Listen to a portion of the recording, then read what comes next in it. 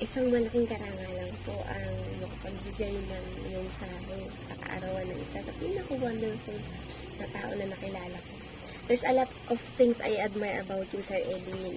In my 11 years sa PCP, nakita ko po kung gaano kayo ka-genuine, ka-humble, and most importantly, your wisdom po. Lalo-lalo na that time pa po, no, naalala ko nung bibili pa lang po ng upuan para sa mga QC, pinapatest niyo po sa amin to see if we're comfortable enough. Ganun po kayo magmahal, ganun po ka-genuine, no, yung concern nyo sa amin. Kaya naman po, mahal din po kayo ng mga tao na kapaligid sa inyo. Mahal namin po kayo, no. And isa po is yung hindi ko makakalimutan ay yung wisdom niyo po, no. Pag nagpapapirma po ko ng mga PR, may mga tanong po kayo at saka suggestion na nakakapag-open ng new perspective kung paano namin tinitingnan ng mga bagay. You give us new lens to see things. Ayun po, kaya minsan may mga nakakansel na PR o kaya nababago. Yun po yung hindi ko makakalimutan at talagang hinahangaan ko po sa inyo.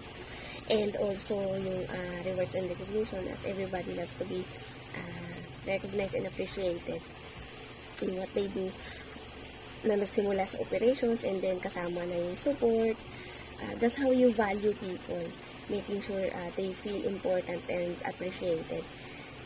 Tapos isa pa po, pinakamahalagang moment talaga na hindi ko makakalimutan kapag nagpapapirma po ako ng mga PR, kasabay yung birthday card, sasabihin niyo po, ay, unahin natin to kasi mas importante to. Ayun po, with a genuine and happy smile on your face, talaga po natouch po ko nun kahit hindi po ako yung may birthday. Ganun po kayo magpahalaga sa mga tao. And also, isa sa nakita ko po talaga sa inyo, yung Genba walk nyo na mag-isa, buong operations. Tapos, observing people and the flow and then giving feedback. Yun po, actually, I admire that on you po. Tapos, yung kapag may line tour, end-to-end talaga, yung knowledge nyo sa buong process. Grabe. Salute talaga, sir. Salute talaga. Kaya po, ngayon, I'm running my own business. I wanted to be like you. So, talagang ginagaya ko po yung line tour ko din sa, sa production namin.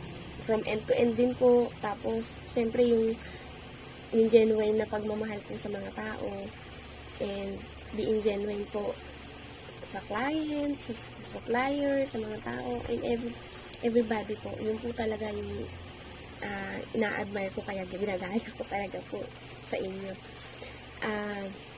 Actually, nung last meeting po natin, yung birthday po ni Ma'am Mel, nakita ko po how happy you are na makita ko ulit. Tapos, na-touch po ako nun. And then, nung sinabi niyo na nasa business ako, sabi, oh, yayaman ka na. Hindi ko po makakalimutan yun. Lagi po nagre-replay sa isip ko. Pero, na-realize ko din na yung ibig niyo sabihin ay yayaman sa pagmamahal at karunungan pala yung pinakamahalaga sa lahat. Yun po, yung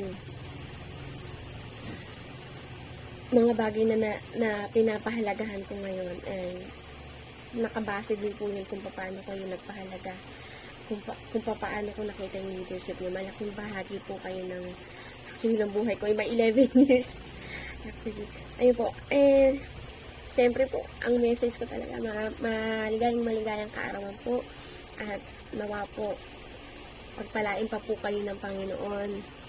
Mas marami pa pong blessings, biyayaan kayo ng kalakasan physically, mentally, and in all aspects of your life po. Upang mas marami pang dumali na blessings. At ma-bless din po yung iba na nakapaligid po sa inyo.